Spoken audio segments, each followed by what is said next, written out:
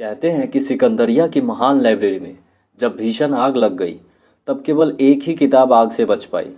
वह कोई महत्वपूर्ण या मूल्यवान किताब नहीं थी। मामूली पढ़ना जानने वाला एक गरीब आदमी ने वह किताब चंद पैसों में खरीद ली।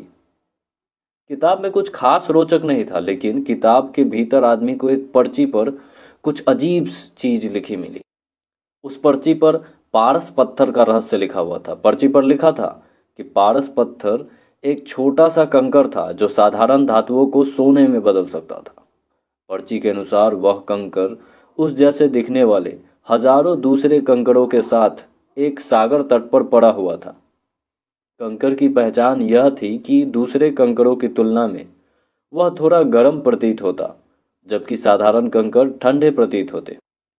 उस आदमी ने अपनी सारी वस्तुएं बेच दी और पारस पत्थर ढूंढने के लिए जरूरी सामान लेकर समुद्र की ओर चल पड़ा।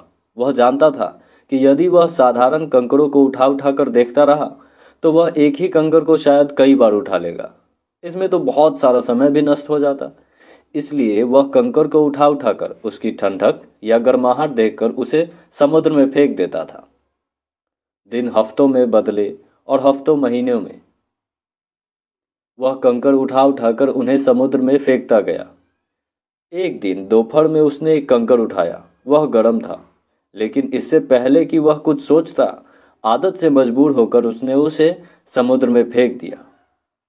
समुद्र में उसे फेंकते ही उसे यह भान हुआ कि उसने कितनी बड़ी गलती कर दी। इतने लंबे समय तक प्रतिदिन हजारों कंकड़ों को उठा उठाकर समुद्र में फेंकते रहने की मजबूत आदत होने के कारण उसने उस कंकड़ को भी समुद्र में फेंक दिया, जिसकी तलाश में उसने अपना सब कुछ छोड़ दिया था। ऐसा ही कुछ हम लोग अपने सामने मौजूद अफसरों के साथ करते हैं। सामने खड़े अफसर को पहचानने में एक पल की चूक ही उसे हमसे बहुत दूर कर देती है।